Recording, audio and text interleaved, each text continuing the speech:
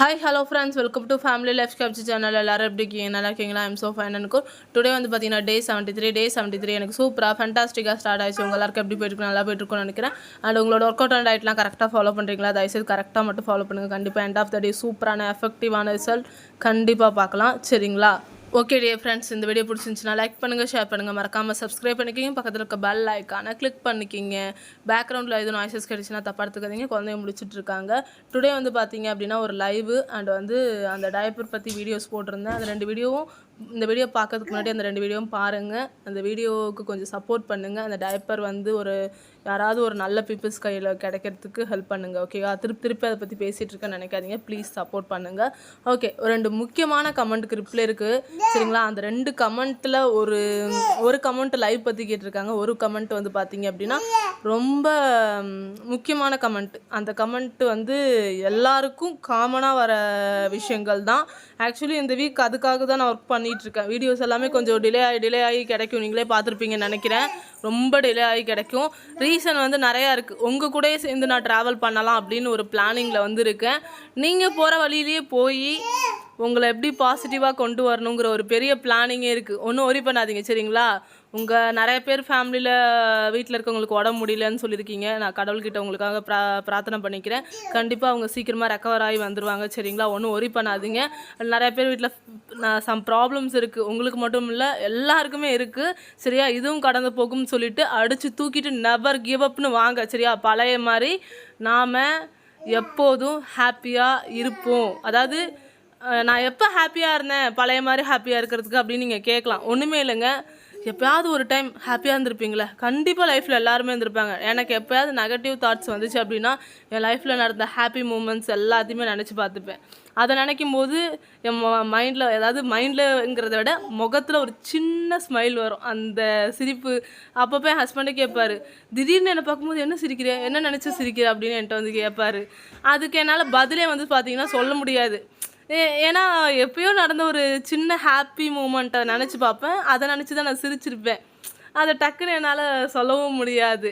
சொன்னோம் அப்படின்னா பைத்தியக்காரின்னு சொல்லிடுவாங்களோங்கிறதுக்காகவே நான் சொல்ல மாட்டேன். அதனால் தயவுசெய்து வந்து அந்த உங்களோட ஹாப்பி மூமெண்ட்ஸ்லாம் நடந்திருக்கும்ல, அதெல்லாம் வந்து அந்த ரொம்ப கஷ்டப்படுற டைமில், ரொம்ப சேடாக இருக்கும் போதெல்லாம் நினச்சி பாருங்கள். கண்டிப்பாக இந்த நிமிஷம் இருக்கிற கஷ்டங்கள் எப்போதுமே நிலச்சிலாம் இருக்காது. சரிங்களா?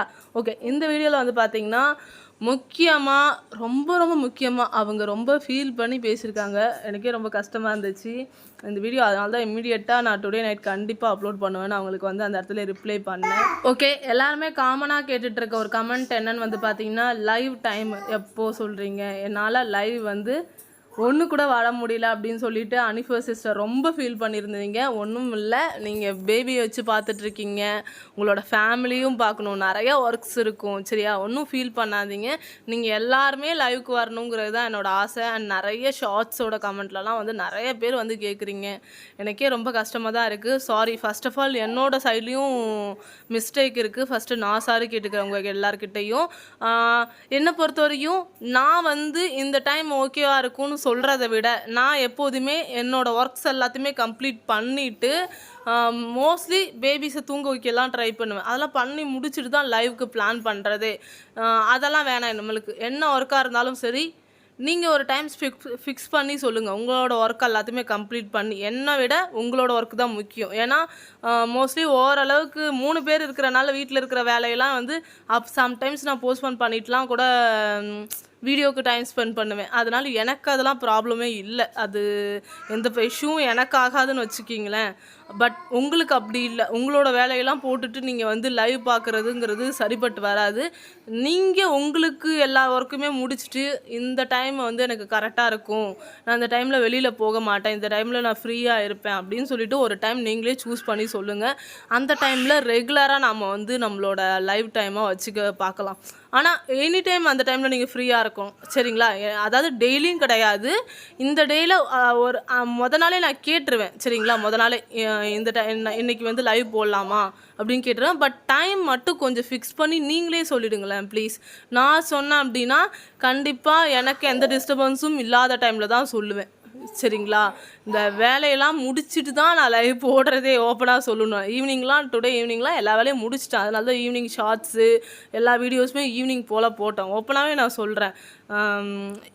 என்னோடய ஒர்க்ஸை விட உங்களோட ஒர்க்ஸ் ரொம்ப முக்கியம். உங்களோட வீட்டில் இருக்கிற ஒர்க்ஸு, உங்களோட ஃபேமிலிக்கு செய்ய வேண்டிய கடமைகள் எல்லாத்தையும் நீங்கள் முடிச்சுட்டு ஒரு டைம் சொல்லுங்கள். கண்டிப்பாக இருக்கும். சும்மா உட்காந்துருப்போம், சும்மா கதை பேசுவோம், ஏதாவது ஒரு விஷயம் சும்மாவே இருப்போம். அந்த டைம் மட்டும் நீங்கள் சொல்லுங்கள், சரிங்களா. கண்டிப்பாக ஹவுஸ் ஒய்ஃப்ஸ்க்கு கண்டிப்பாக அப்படி ஒரு டைம் இருக்கும், கண்டிப்பாக இருக்கும். நீங்களே சூஸ் பண்ணி சொல்லுங்கள். ஓகே, இந்த டே 73ங்கிறது சண்டே வீடியோ தான், சரிங்களா. சண்டே அன்றைக்கி என்னோடய சீட்டிங் டேலாம் எப்படி இருக்கும் அப்படிங்கிறது தான் காட்ட போகிறேன். என்னோடய டயட் தான். டயட்டுங்கும் பயப்படாதீங்க. சீட்டிங் டே என்னோட என்ஜாய்மெண்ட், என்னோட ஸ்டைலில் எப்படி இருக்கும், நீங்களாம் எப்படி சாப்பிடுவீங்களோ அப்படி தான் இருக்கும். பயப்படாதீங்க. நீங்கள் வெயிட் லாஸ் கொஞ்சம் ஸ்டாப் பண்ணணுமே, நானுமே ஸ்டாப் பண்ணி உங்கள் கூட தான் ட்ராவல் பண்ண போகிறேன், சரிங்களா. ஒன்றும் ஒரி பண்ணாதீங்க, ஓகேவா.